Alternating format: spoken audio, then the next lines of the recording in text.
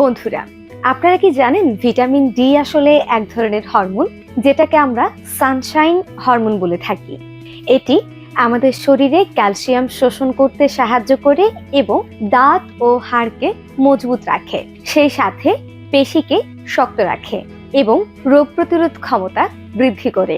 কিন্তু আশ্চর্যের বিষয়, রোদে ভরা এই দেশের থেকেও অনেকের শরীরে ভিটামিন ডি এর ঘাটতি দেখা যায়। এর কারণ কি? আমরা দিনের বেশিরভাগ সময় ঘর বা অফিসেই কাটাই, যার কারণে আমাদের শরীরে যথেষ্ট রোদ লাগে না। আর যাদের গায়ের রং গাঢ়, তাদের শরীরে ভিটামিন ডি তৈরি হতে একটু বেশি সময় লাগে। চলুন জেনে আসি ভিটামিন ডি কমে গেলে কি হতে পারে। হাড় ও পেশির দুর্বলতা বা ব্যথা হতে পারে, সবসময় ক্লান্ত লাগা, মন খারাপ বা ডিপ্রেশন, রোগ প্রতিরোধ ক্ষমতা কমে যাওয়া। এর সমাধান কি হতে পারে? নিয়মিত রোদ পোহান, সপ্তাহে 3 থেকে 4 দিন সকাল 10টা থেকে বিকেল 3টার মধ্যে 15 থেকে 20 মিনিটের জন্য রোদে থাকুন।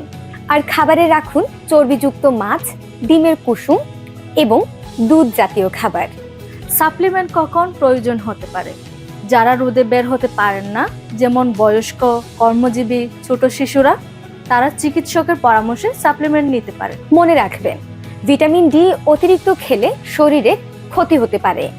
তাই নিয়মিত রোদ পোহান, সুস্থ থাকুন এবং হাড়কে মজবুত রাখুন।